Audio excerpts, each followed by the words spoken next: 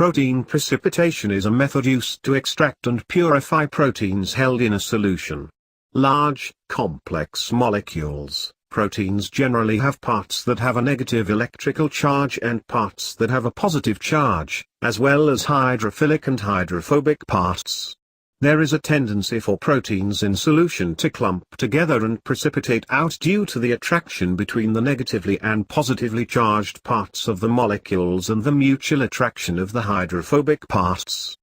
Counteracting this tendency, however, is the fact that in an aqueous solution, water molecules, which are polar, will tend to arrange themselves around the protein molecules due to the electrostatic attraction between oppositely charged parts of the water and protein molecules.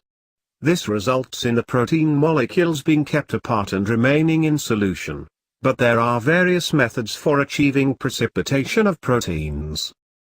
The most commonly used method of protein precipitation is by adding a solution of a salt, a technique often referred to as salting out. The salt most frequently used is ammonium sulfate. The interaction of the salt ions with water molecules removes the water barrier between protein molecules, allowing the hydrophobic parts of the protein to come into contact.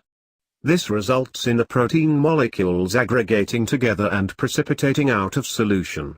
As a general rule, the higher the molecular weight of the protein, the lower the concentration of the salt that is required to cause precipitation, so it is possible to separate a mixture of different proteins in solution by gradually increasing the salt concentration, so that different proteins precipitate at different stages, a process known as fractional precipitation.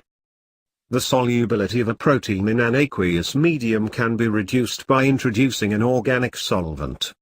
This has the effect of reducing the dielectric constant, which in this context can be regarded as a measure of the polarity of a solvent. A reduction in polarity means there is less of a tendency for solvent molecules to cluster around those of the protein, so that there is less of a water barrier between protein molecules and a greater tendency toward protein precipitation. Many organic solvents interact with the hydrophobic parts of protein molecules, causing denaturization. However, some, such as ethanol and dimethyl sulfoxide, DMSO, do not. Although proteins can have negatively and positively charged parts, often, in solution, they will have an overall positive or negative charge that varies according to the pH, and keeps them apart through electrostatic repulsion. In acidic conditions, with a low pH, proteins tend to have an overall positive charge, while at high pH, the charge is negative. Proteins have an intermediate point at which there is no overall charge. This is known as the isoelectric point, and for most proteins, it lies in the pH range 4-6. The isoelectric point for a dissolved protein can be reached by adding an acid, usually hydrochloric or sulfuric acid, to reduce the pH to the appropriate level, allowing clustering and precipitation of the protein molecules. A disadvantage of this method is that the acids tend to denature the protein, but it is often used to remove unwanted proteins.